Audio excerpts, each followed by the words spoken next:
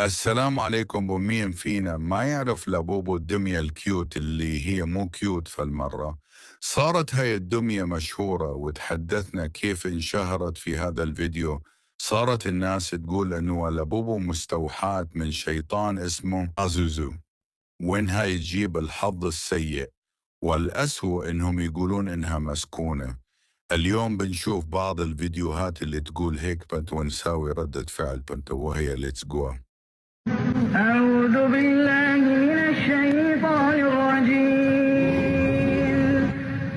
ولقد خلقنا الإنسان ونعلم ما توسوس به نفسه. صاحب الفيديو يقول انه لبوبو تبص له حتى لو تحرك زي البشر، وهي يثبت انه اللعبة مسكونة. اذا الفيديو مو فيك طبعا بنشوف فيديو ثاني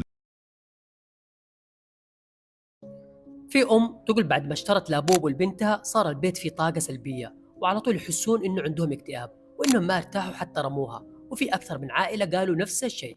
طيب خلونا نرجع لأصل دمية لابوبو، من وين جات الفكرة وإيش هي اللعبة الأساسية اللي مربوطة بالشيطان.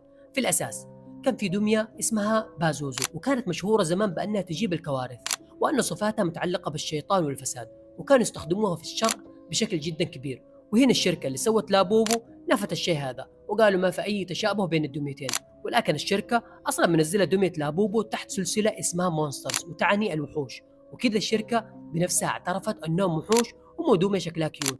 اكتبوا لي في التعليقات هل في أحد اشتراها أو لا. اوكي. في هذا الفيديو قال انه في عائلة اشترت لبوبو وصارت في طاقة سلبية وما ارتاحوا غير لما حرقوها. يعني انا هسه قلت نفس الكلام اللي قالوا حرف بحرف. يا أخي على الأقل أنواع الدمية ملعونة ومسكونة، وإنها السبب في انتهاء هذا المقطع الآن.